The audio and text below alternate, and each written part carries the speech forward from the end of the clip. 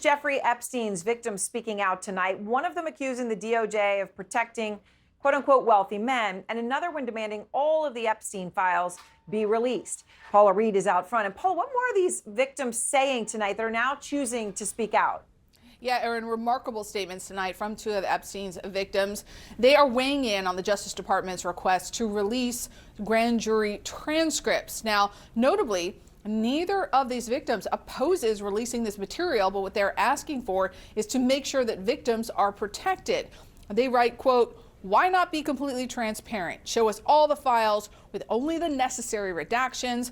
Be done with it and allow us/me to heal." Now, they're also criticizing the government for what they say is a lack of respect shown to victims, writing, quote, "I feel like the DOJ's and FBI's priority is protecting the third party, the wealthy men, by focusing on scrubbing their names off of files of which the victims know who they are."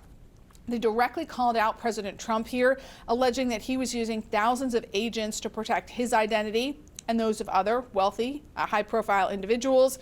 They also took aim at the current Justice Department, saying that it appears that it is more interested in talking with Ghislaine Maxwell, a, quote, convicted imprisoned sex trafficker, than in speaking with victims.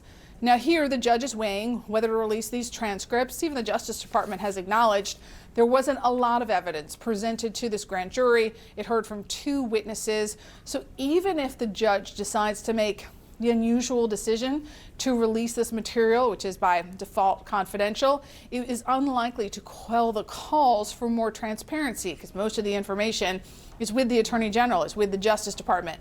But victims and even Ghislaine Maxwell and anyone else involved in this has until tomorrow to weigh in with the judge. All right, Paula, thank you very much. And of course, when Paula talks about the grand jury testimony, just to remind everybody, you know, it was really based on the testimony of two officials.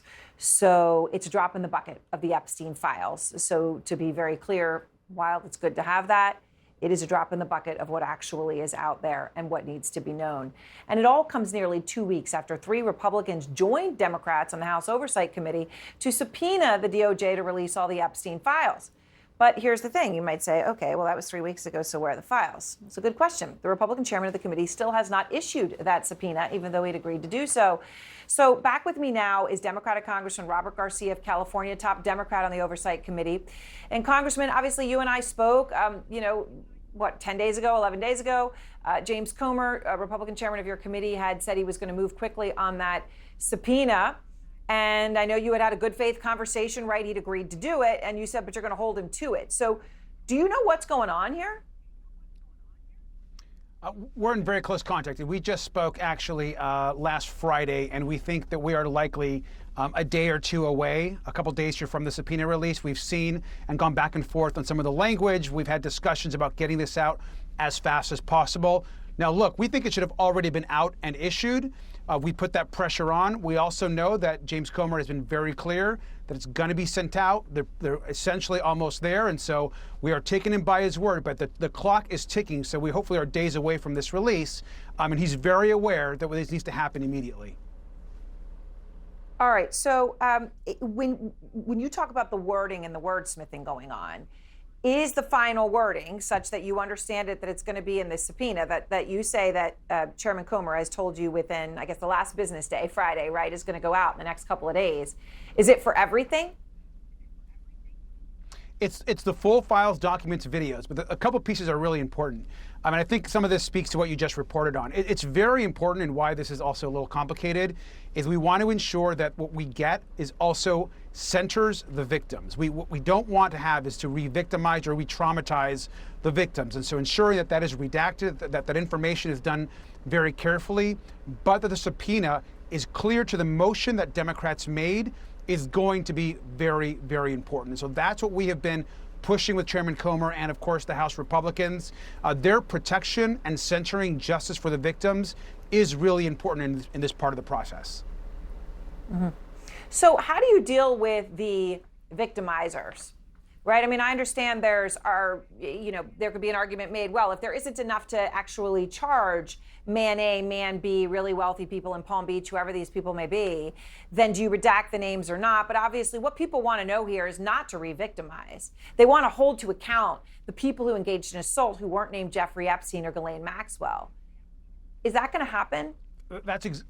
Yes, that's exactly right, and that is our goal as well. Look, at the end of the day, it's clear that Donald Trump is covering something up. It's clear that Donald Trump is involved in some sort of cover-up at the White House or the DOJ. I mean, we know that Donald Trump is in the files. The DOJ has told him that. We also know that there are other powerful people, and we should not care who they are, what power they hold, how much wealth they have, what political party they're in. But those victims deserve justice. The full files should be released to the public. And of course, we should protect the victims along the way. But at this point, this is something the president campaigned on. Yeah. We now have a bipartisan vote of the Oversight Committee to get the files released. And so it's important that James Comer signs that subpoena immediately and we get the files in front of the Congress.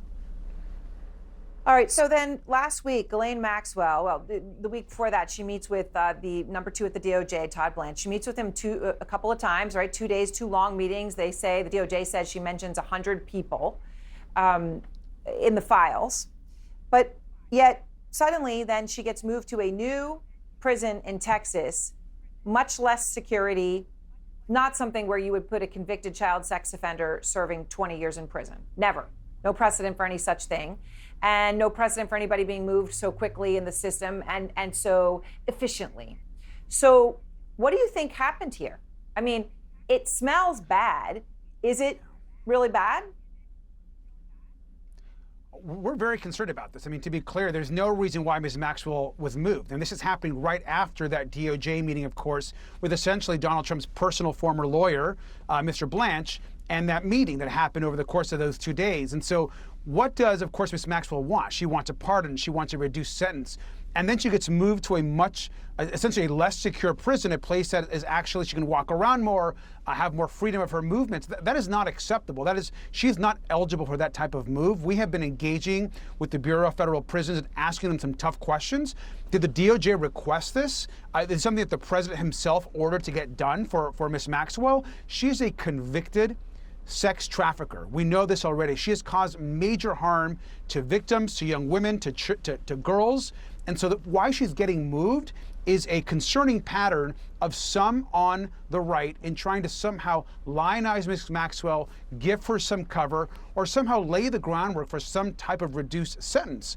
And for what? For what end? So that she maybe essentially takes her focus off Donald Trump or implicates others but not Donald Trump or Donald Trump's so-called associates or friends.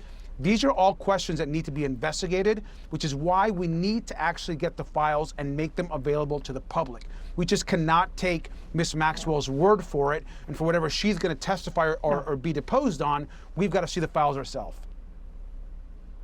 She has, of course, been convicted of perjuring herself under oath before. Congressman, I appreciate your time and thank you very much. I'm glad to talk to you again, and we all hope that subpoena will come out in the next couple of days, as I know your conversations with Chairman Comer indicate.